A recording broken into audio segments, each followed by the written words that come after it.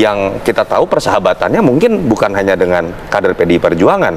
Bahkan ketika konflik PDI Perjuangan dengan Pak Jokowi mengemuka, kita tahu dia tetap menjalankan tugasnya sebagai sekap, salah satu orang terdekat mungkin Jokowi gitu ya. Harus ditambahkan ya sedikit. Iya, Pak. Silakan. Kan ini ada pemilih DKI hanya 58% ya? 58%. Iya. Partisipasi memilih. Yang tidak memilih itu, yang memilih siapa, yang tidak memilih siapa kira-kira ya? Ini mungkin Ya. Mas Toto punya datanya ya, tapi saya analisis saja. Ini yang tidak memilih kan yang begitu nggak peduli lah gitu. Tetapi yang memilih ini adalah yang punya kaitan secara kultural dengan para tokoh itu. Ya. Nah, saya menduga yang memilih ini kekuatan kulturalnya lebih dekat ke Pramono dan Dul ketimbang kepada Bang RK dan Suswono. Dalam hal ini saya pernah katakan bahwa RK kan orang Jawa Barat, datang ke DKI itu kan membutuhkan waktu untuk attach dengan warga DKI kan. Jadi ini kita hitung tuh. Jadi 58 yang milih, saya kira itu yang emosionalnya lebih cenderung kuat dalam memilih sang tokoh itu. Dan tadi saya katakan keuntungan dari Mas Pram ini punya wakilnya yang popularitas di DKI-nya kuat gitu loh. Yaitu, ini nyambung ke Prof tadi ya. Silakan. Kita ya, bahwa Kang Emil menurut saya terjebak dengan permainannya sendiri atau permainan Kimples. Kalau menjawab tadi terkait pendekatan kultural, kenapa Kang Emil maju? Kan kita tahu Kang Emil tadinya ingin maju di Jabar. Yes. Karena ada sebuah kesepakatan di level tinggi terkait dengan partai-partai di Kimples, ingin memajukan Deddy Mulyadi yang surveinya masih kalah dengan Kang Emil harus dipindahkan. Dipindahkan di Jakarta. Kenapa Kang Emil mau? Karena skenario awalnya memang hanya melawan kota kosong. Jadi itu yang saya katakan dari awal tadi. Memang skenario tidak disiapkan untuk sebuah pertarungan, tapi sebuah settingan. Sehingga ketika kemudian pertarungan akhirnya terjadi berlangsung, di situ ada kekagetan. Itu yang saya sebut dengan kemanjaan atau upaya untuk tetap energi untuk bertarung. Sementara untuk Jakarta nggak suka yang seperti itu. Karena faktanya 3 pemilu terakhir yang dianggap gelendotan dengan kekuasaan itu malah kalah gitu. Oke, ini kan berarti analisa yang cukup menarik ya, bahwa RK Suswono ini dianggap sepertinya tidak siap tentunya untuk bertarung karena skenario awal adalah kedua-duanya tidak punya KTP DKI. Dari situ aja kan sudah terbaca kita. Bagaimana bicara pendekatan kultural? Tapi kan begini, ketika akhirnya sudah dipastikan ada lawannya adalah Pramono, Rano Karno dan juga Darmakun ya. Ini kan artinya masih ada beberapa bulan dari mesin parpol terutama Kimples untuk mempersiapkan diri. 3 bulan itu kan sebenarnya waktu yang cukup. Kita tahu Pram Rano saja sudah dari tingkat Pramono yang tidak dikenal kemudian bisa melesat. Kenapa Kimples tidak melakukan hal yang sama? Pertama harus dilihat bahwa Kimples ini juga sibuk dengan 544 daerah lain. Artinya berbeda dengan bicara misalnya 2017 fokus misalnya dalam sebuah koalisi besar untuk ngeroyok bertarung bareng di daerah yang dianggap penting lebih bisa dilakukan. Biar bagaimanapun misalnya Kimples dalam konteks ini Gerindra sebagai partai ketua kelasnya gitu ya, fokusnya kan saat itu kita tahu Banten misalnya, Sulawesi Utara, Lampung, beberapa yang memang dapat perhatian khusus dari Pak Prabowo. Nah sementara dalam kondisi sekarang dan waktu juga hanya 3 bulan, saya tidak melihat karena dimulai dari energi awalnya tidak untuk bertarung, di situ kemudian tidak terjadi sebuah logika matematika politik yang harusnya bisa dilakukan oleh Kimples. Kedua agak ditolong tadi kita oleh image Pramono Anung yang berbeda dengan teman-teman PDI Perjuangan lain yang sering terlihat konfliktual. Misalnya Pramono Anung walaupun dia bagian dari PDI Perjuangan, kita nggak pernah terlihat dalam situasi konflik antara kelompok Pak Jokowi dengan PDI Perjuangan misalnya. Itu yang menyebabkan kan banyak narasi yang mengatakan ketua umum partai Kimples sebenarnya lebih banyak yang sahabatan dengan Pram dibanding sama RK gitu kan, kira-kira seperti itu. Iya pasti dong. Jadi karena RK tadi orang Bandung soalnya kan.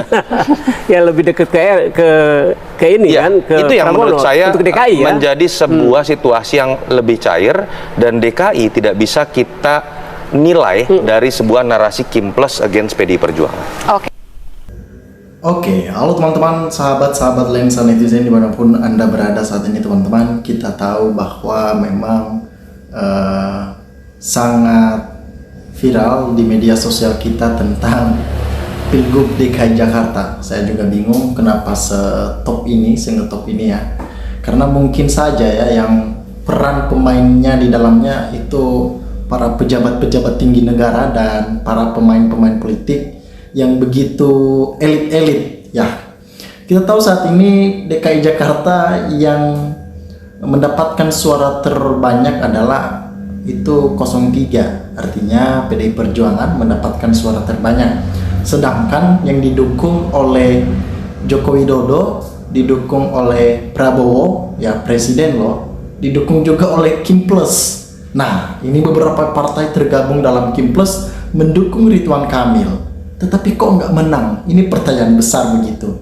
Bayangkan saja dalam suatu daerah ada satu partai yang memang cuman suaranya sedikit lah, yang masih setara dengan partai-partai yang lain. Dan partai-partai yang lain bergabung, didukung juga oleh penguasa. Tetapi mereka tetap kalah yang mereka usut tersebut. Nah, Ridwan Kamil tentunya, apakah beliau memang dijadikan tumbal ataupun seperti apa?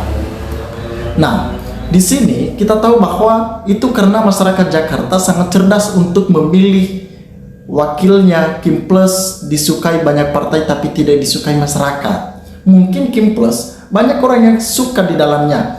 Ketua-ketua partai mereka ingin bergabung, mereka ingin pasang badan. Tetapi masyarakatlah yang menentukan siapa gubernurnya. Inilah yang salahnya Ridwan Kamil. Keoknya di sini.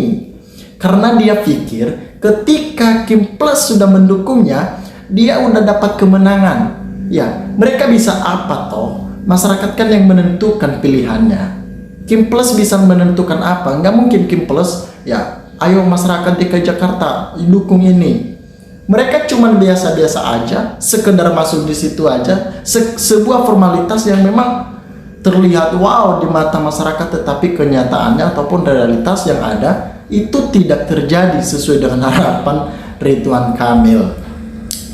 Nah, memang menurut saya ini sebuah strategi. Kalau Ridwan Kamil menang di DKI Jakarta, ya, ini akan terus berkelanjutan manuver-manuver politik penguasa saat ini. Karena di Jawa Barat pernah menang ya. Di Jakarta ketika menang itu suatu suara yang memang di Indonesia, ya daerah Jawa yang begitu besar. Kalau dikuasai oleh Ridwan Kamil, pastinya ada tujuan-tujuan lain nantinya di 2029. Dan itu yang dicegah oleh masyarakat DKI Jakarta yang memang otaknya sudah di luar dari otaknya Prabowo bersama dengan Jokowi. Ya, warga Jakarta cerdas menolak pasangan yang didukung kepentingan Kim Plus dan paham menolak kepentingan politik dinasti Jokowi. Karena semangat di awal, menyesal kemudian. Settingan gagal, musnahlah harapan. Ya, musnahlah harapan Ridwan Kamil yang seakan-akan di-prank begitu ya, di PHP oleh Jokowi, oleh Kim Plus, oleh Prabowo. Banyak yang PHP beliau.